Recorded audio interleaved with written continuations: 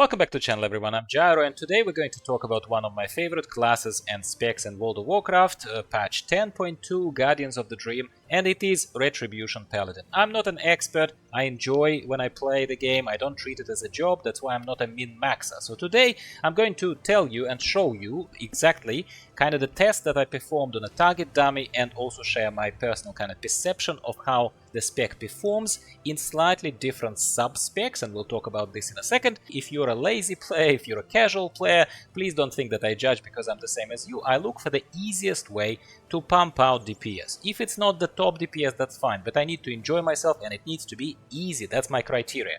Give me a like if this is also your criteria. So let's talk about this. With Retribution Paladin, things are very, very simple. With Retribution Paladin, you can go one of the two following ways. You can go either with Crusading Strikes spec, and that's basically your somewhat passive kind of way to DPS. That basically takes away one extra button.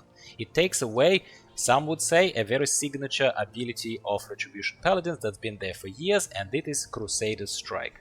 And then we also have Templar Strikes. Templar Strikes gives you your favorite, extra Crusader Strike button. Yeah, it's Crusader Strike becomes a two-part combo. There is a Templar Strike that you hit a single enemy for a lot of damage, and then there is a Templar Slash that follows it, and it is where you hit all enemies in front of you.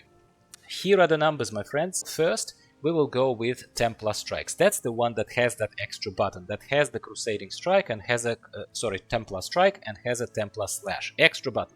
So with that extra button, when I am opening with my opener using Avenging Wrath, using all cooldowns on cooldown, and I'm going off at those dummies for about 5 minutes. I was doing it for each one of these specs, sub-specs in my test. So for AoE, I am seeing a higher peak of DPS as I open up on the bunch of those dummies, yeah, using the Templar Strikes sub build, let's call it. And so it's the peak DPS, as you can see here. If you have a keen eye, you will see in the DPS meter, in the damage meter, that peak of the opener is well above 300k. In my gear, it's a blue gear currently in 10.2. and it is under 440 item level. A little bit under. That's just for your information. I have a reasonably good sword, two-handed sword that I'm using for this, and weapon is important, of course. So I have a item level 450 sword. That's one thing extra that you might want to do.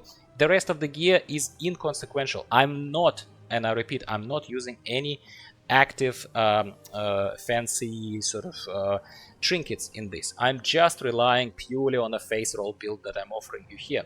So a high peak opener above 300k, rapidly dropping to about 165k on AoE, and then further it drops to about 150 to 155k AoE that I can keep up.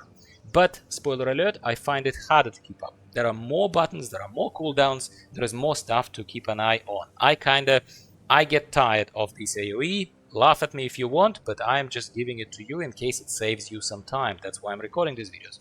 Single target. Again, we are opening on a dummy with Avenging Wrath. Everything is being used on cooldown to the best of my ability. I'm trying to do keep the judgment up so that it boosts then the next holy power ability on it. I try to hit as hard as I can. Obviously, it's the same person playing both specs, right?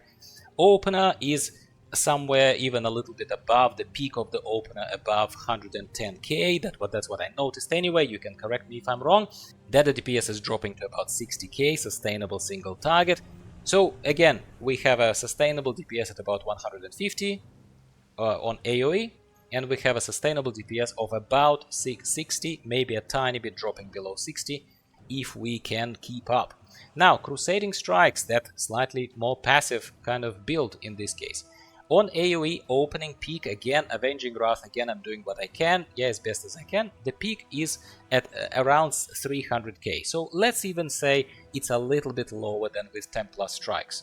It's a relatively stable kind of drop of that DPS, because I also have to keep it up, but there is one less button to worry about, so it drops down and becomes rather sustainable for me personally. If it's anything for you to go by, it drops down to about 170k in this gear with these two hands playing this lovely game.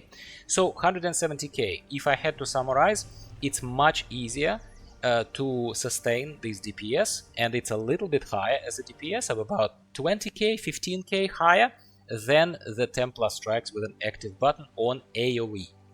Ideal conditions, obviously, yada yada yada.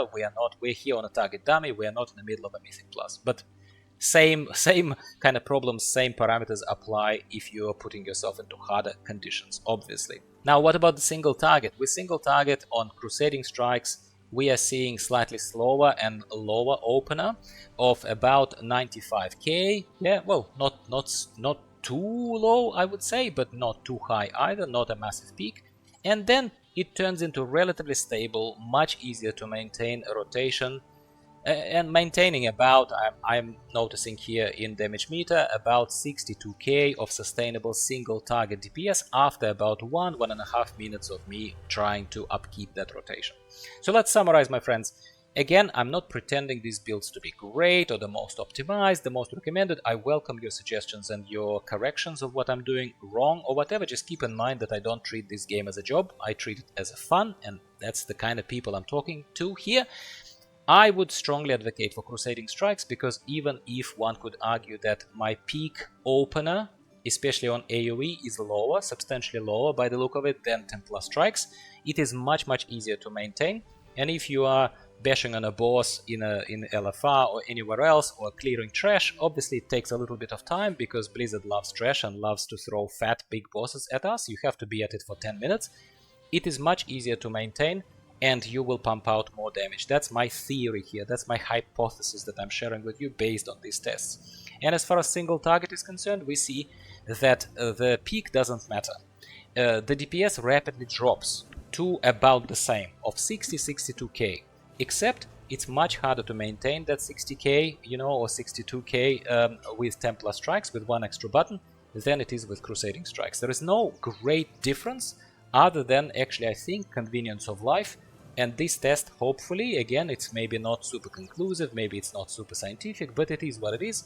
I do think that it's better and easier to play with Crusading Strikes. So if I convinced you, my friends, please give me a little like, or talk to me in the comments down below. Tell me what I'm missing, what are you playing, maybe you are preferring some other build of Retribution Paladins. I'm very much invested into this, and I love Retribution Paladins, as hopefully it comes across loud and clear. And I will post the import strings for both the builds of Templar Strikes and Crusading Strikes for you, depending on which one you like, in the description of the video. And I very much, once again, sincerely hope that it helps someone. Thank you for watching, and goodbye for now.